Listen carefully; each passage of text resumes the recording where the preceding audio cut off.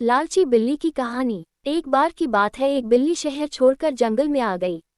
वह शहर में रह रह कर परेशान हो चुकी, इसलिए वह कुछ दिन जंगल में गुजारना चाहती थी। वह शहर में लोगों के घरों में जाकर उनका दूध चुराकर पीती थी, लेकिन अब उसका दूध से भी मन भर गया था। जब वह जंगल में आई तो उसे एक लंबी दिखाई दी। लोमड़ी ने बिल्ली का जंगल में स्वागत किया। बिल्ली ने लोमड़ी को शहर की सभी बात बताई। बिल्ली ने लोमड़ी को कहा कि उसे इतनी दूर से आने के कारण बहुत भूख लगी है। लोमड़ी ने बिल्ली को अपने घर खाने का न्योता दिया। इसके बाद बिल्ली लोमड़ी के घर खाना खाने चली गई। वहां उसने लोमड़ी के द्वारा दिया गया खाना खूब चाव से खाया।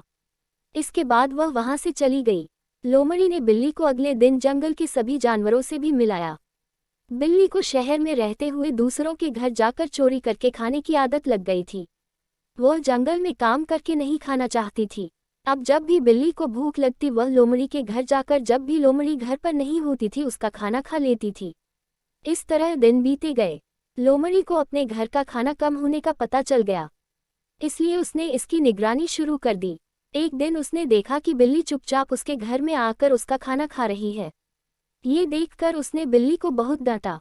उसने बिल्ली को बोला कि यह शहर नहीं है, यहाँ पर सभी जानवर खुद मेहनत करके खाना इकट्ठा करते हैं और खाते हैं। तुमको भी यहाँ पर जंगल का नियम मानना पड़ेगा। लोमड़ी की बात सुनकर बिल्ली को बहुत शर्मिंदगी हुई। उसने लोमड़ी से वादा किया कि आज के बाद वह कभी भी खाना चुराकर नहीं खाएगी।